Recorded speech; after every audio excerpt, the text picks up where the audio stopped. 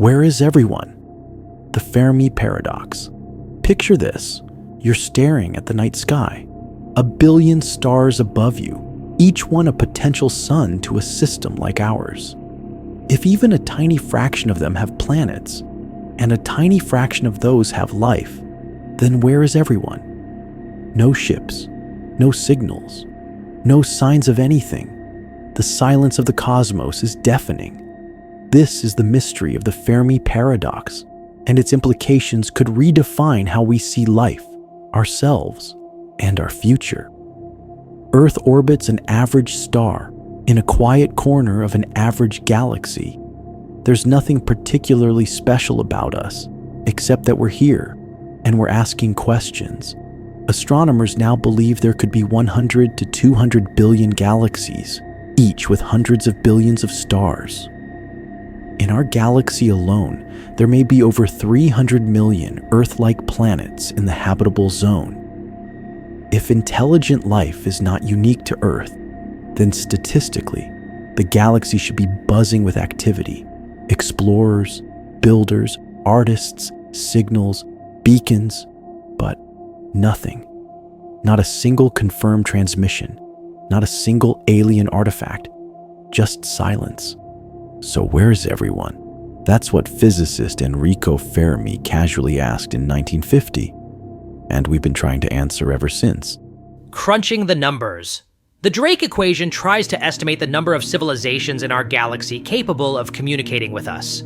It considers how many stars form each year, what fraction have planets, how many planets might support life, the probability of life becoming intelligent, the lifespan of a communicative civilization. Even with conservative numbers, we should see hundreds or thousands of advanced societies. But there's a twist. The observable universe is vast, but the detectable part is tiny. Signals degrade, civilizations might be short-lived, and space is a silent, unforgiving place. Which brings us to possible answers to the paradox. Explanations. A. We're early to the party. Maybe intelligent life is still rare. Maybe it takes billions of years and we're just among the first. Earth formed 4.5 billion years ago, but some planets formed billions of years before that. So where are their civilizations? Perhaps the conditions for life are rare, or intelligence takes longer than we thought. Maybe we're not special, just lucky. B. They're too far away. The Milky Way is 100,000 light years across. Even traveling at light speed, a message could take millennia. It's possible other civilizations are simply too far apart to ever find each other. Imagine a beach with 1 grain of sand every kilometer. You could walk for days without seeing another. And what if their civilizations rose and fell millions of years ago? We may be separated not just by space, but by time. C. The dark forest hypothesis. In this theory, the universe is like a dark forest. Every civilization is a hunter.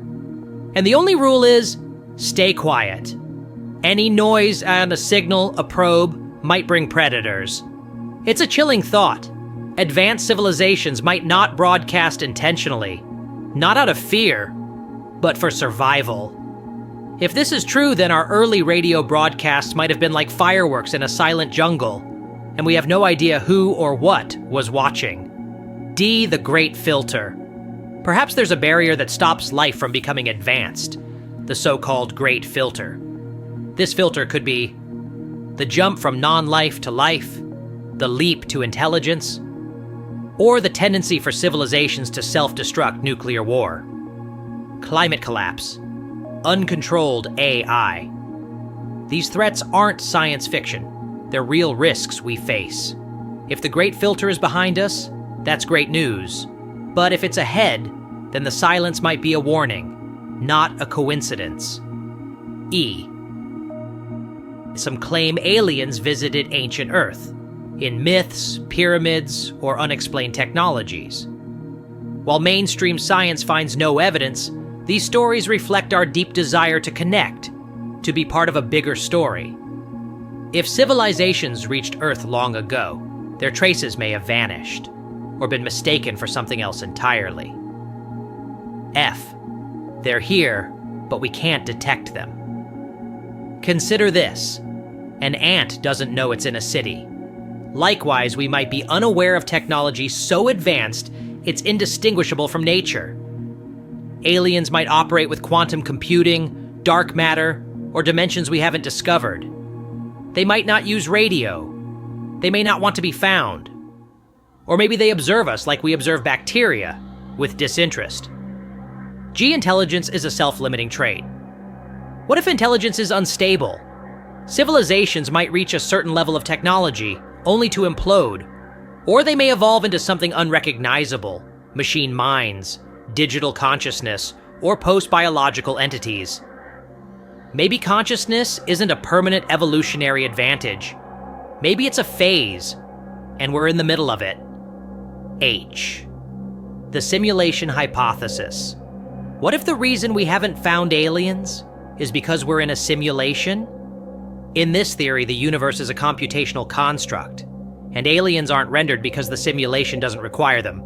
It sounds bizarre, but some physicists, like Nick Bostrom, suggest this is worth taking seriously. In a simulated universe, limits might be by design, and we're the only players.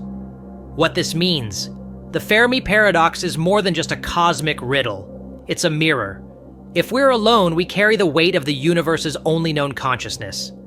Every action we take, every war, invention, and discovery could be the only example of intelligent life doing those things. But if we're not alone, then we must learn to listen, to survive, and perhaps someday to reach out. Final reflection.